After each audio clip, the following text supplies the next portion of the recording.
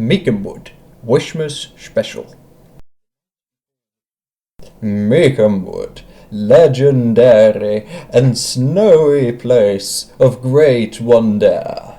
It is winter in the magnificent lands of Mikomwood. Snow covers the otherwise vibrant branches of the trees, and fire is the only element that keeps the people of Mikomwood warm.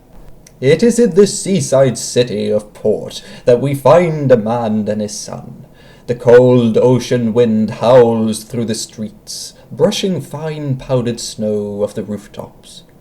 It was night time, and they were sitting on the doorstep of a house. They didn't know who it belonged to, they only cared for the warmth of its walls. They could see light coming from a window, partially illuminating the street. Singing and laughter could be heard.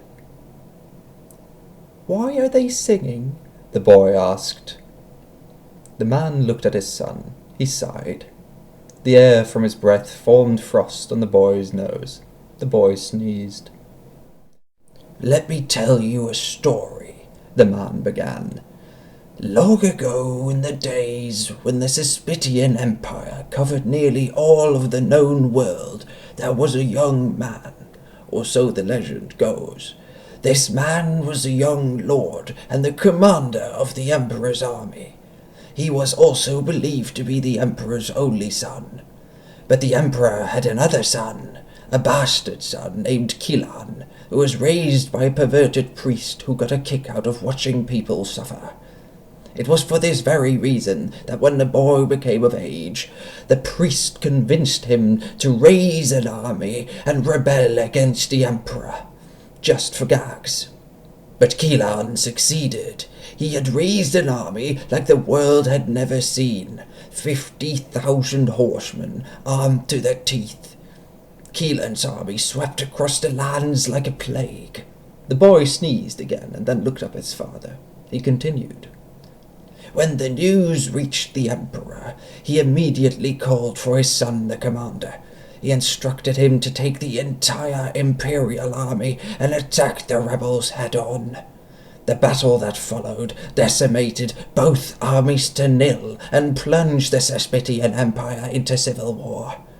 The civil war lasted 100 years.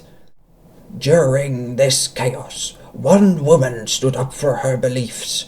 She was a politician who preached riches and peace to anyone who would listen.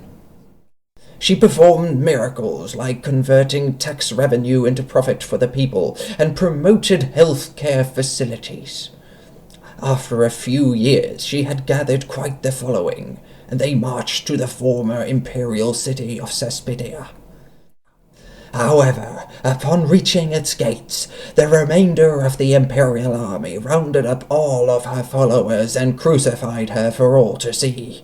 They claimed she was a witch, a foul creature that would only use this peace to her own advantage, maybe doing something horrible like creating an educational system, or even worse, set a standard of hygiene.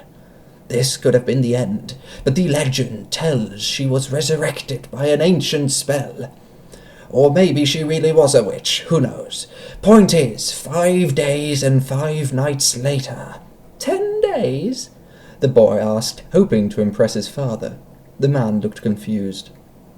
No, 5 days and 5 nights. He lifted his frozen hand and counted on his bony fingers. Is 5 whole days, I think. It doesn't matter. Just let me tell the story.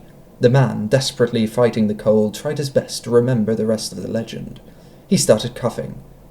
Daddy? The boy looked scared. I'm okay, son. Now where were we? Oh yes, the witch. A couple of days later, the witch came back to life, having been buried deep within a cave within the mountains. Normally, such a thing would drive someone to the point where they would take a semi-automatic crossbow and run naked into a merchant store on market day. She, however, was not such a person.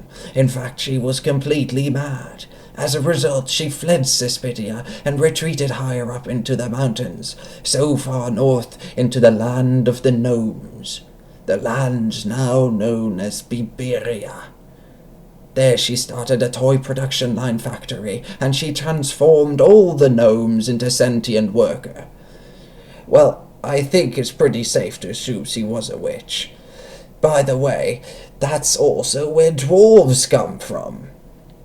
And she visits all the families in Mikomwood on Wishmas Eve and brings presents and toys. Children have to be good all year long, or she will cut off their heads and take them with her in a special hermetically sealed bag. Now we call her Grandmother Wishmas. Daddy, will she visit us? No, son. Grandmother Wishmas hates poor people, like us. The singing had stopped, and the lights started to fade. The blue snow made the two figures barely visible. Coughing could be heard. Then there was silence.